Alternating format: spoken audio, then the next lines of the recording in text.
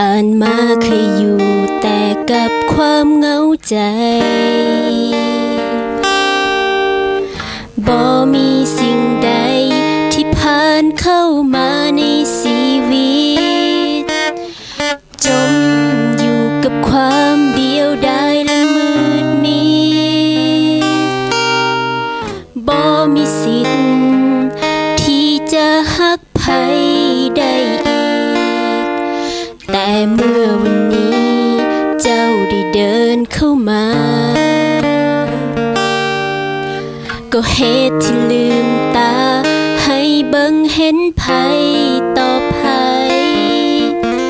เข้ามาเปลี่ยนเรื่องราวในหัวใจ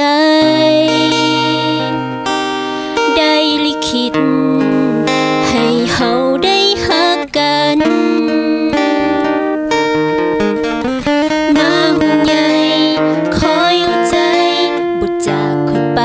เหมือนคนที่ผ่านมานับตั้งแต่เวลานี้เป็นต้นไป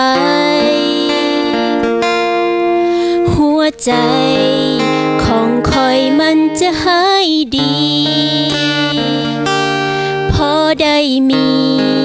คนดีที่สุดคือเจ้าคนนี้ขอบใจในความหัก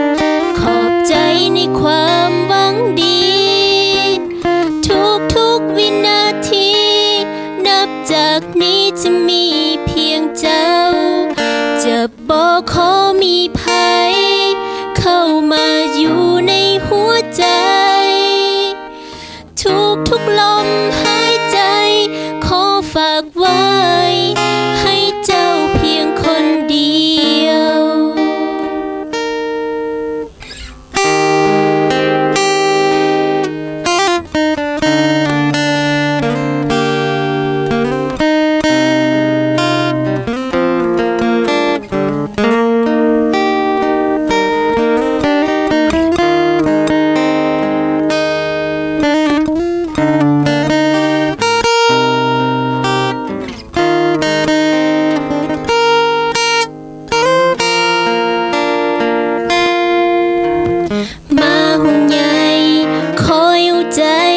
บ่จากค่อยไป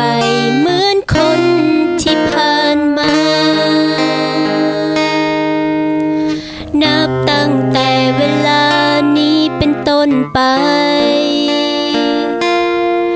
หัวใจของคอยมันจะหายดีพอได้มีคนดีที่สุดคือเจ้าคนนี้ขอบใจในความหักขอบใจในความหวังดีทุกวินาทีนับจากนี้จะมีเพียงเจ้าจะบ่ขอมีภัยเข้ามาอยู่ในหัวใจทุกลมหายใจขอฝากไว้ให้เจ้าขอบใจในความหัก